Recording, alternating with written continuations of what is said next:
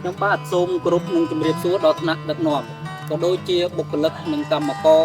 ដែលកំពុងអនុវត្តនៃការជាជ័រកៅស៊ូក្នុងរដូវកាលភ្លៀងធ្លាក់ក្នុងចំការកៅស៊ូយើងតែងតែមានប្រឈមនឹងជំងឺឆ្នោតខ្មៅលើផ្ទាំងមុខជាឬជំងឺផ្សិតផ្សេងដើម្បីបង្ការពីជំងឺទាំងនេះយើងត្រូវលាបថ្នាំមិចស៊ីលឬរីដូមីលប្រសិនបើក្នុងចំការកៅស៊ូយើងមានជំងឺប្រភេទនេះធ្ងន់ធ្ងរយើងត្រូវលាបចន្លោះចាប់ពី10ទៅ15ថ្ងៃម្ដងបើសិនក្នុងចំការកៅស៊ូយើងមានជំងឺតិចតួចឬស្រាលយើងអាចលាបក្នុងមួយខែម្ដង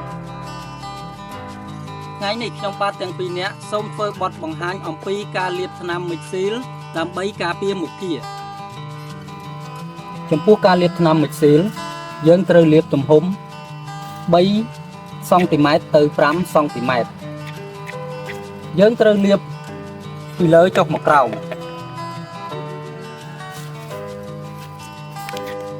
រួចទាញពីក្រោមឡើងលើដើម្បីឲ្យសព្វមុខជាបានល្អនិងដើម្បីការពារជំងឺផ្សេងៗ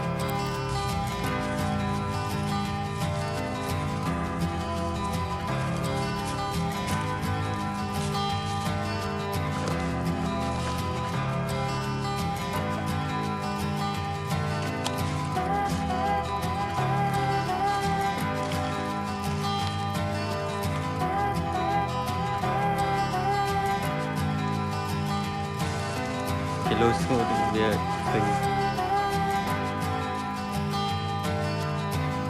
ដូចនេះការធ្វើបទបង្ហាញអំពីការលាបថ្នាំមិចស៊ីល